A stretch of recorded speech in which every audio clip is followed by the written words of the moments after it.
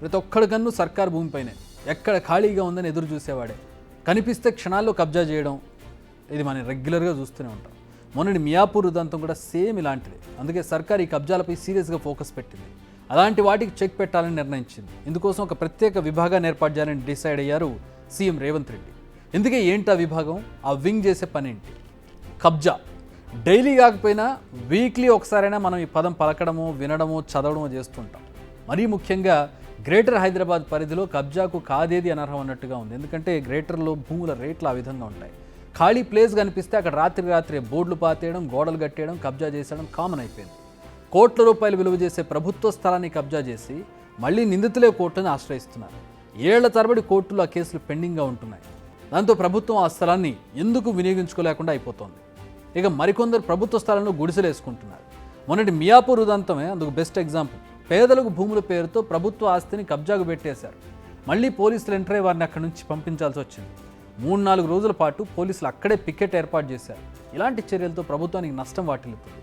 అందుకే సిటీతో పాటు శివారు ప్రాంతాల్లో ప్రభుత్వ ఆస్తుల పరిరక్షణకు ప్రభుత్వం చర్యలు చేపట్టింది. సీనియర్ ఐపీఎస్ అధికారి నేతృత్వంలో స్పెషల్ వింగ్ ఏర్పాటు కానుంది. ఆస్తుల పరిరక్షణ విభాగం పేరుతో ప్రత్యేక వింగ్ కబ్జాదారులపై ఉక్కుపాదం మోపనుంది. సదరు అధికారి నేరుగా పురపాలక శాఖ కార్యదర్శికి లేదా సంబంధిత శాఖ మంత్రికి రిపోర్ట్ చేస్తారు. ఇందుకు సంబంధించిన జీవో త్వరలోనే వెలువడే అవకాశం ఉంది. ఈ వింగ్కు ప్రభుత్వం కొన్ని ప్రత్యేక అధికారాలు ఇవ్వనుంది. ఎందుకంటే కబ్జాలపై రెవెన్యూ అధికారులు మానిటరింగ్ చేస్తున్నారు. కానీ ఇతరత్రా పనుల వల్ల పూర్తి స్థాయిలో దానిపై ఫోకస్ పెట్టడం లేదు. అదే ప్రత్యేక విభాగం ఏర్పాటైతే ఆ వింగ్ ఎప్పుడు ఆ పని మీదే ఉంటుంది. కబ్జాలు చేసిన వారిపై క్రిమినల్ చర్యలకు సిఫార్సు చేస్తారు. అలాంటి భూములను గుర్తించి రక్షిస్తారు. ప్రస్తుతం గ్రేటర్తో పాటు హెచ్ఎండిఏ పరిధిలో భూముల ధరలు విపరీతంగా ఉన్నాయి. ఎకరం భూమి ధర 100 కోట్ల రూపాయలు పలుకుతోంది. ధరలు పెరగడంతో కబ్జాలు కూడా పెరుగుతున్నాయి.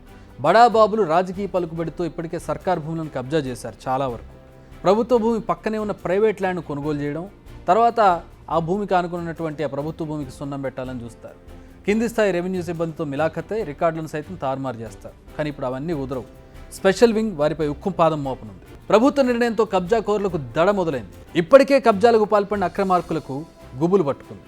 ఇన్నాళ్లు తమకున్న రాజకీయ పలుకుబడి పరపతిని అడ్డం పెట్టుకున్నారు. ఇప్పుడు ప్రభుత్వం కూడా సీరియస్గా ఉంది. ఈ నేపథ్యంలో అధికారులు కూడా కఠినంగా వ్యవహరించున్నారు. So be careful land grabbers.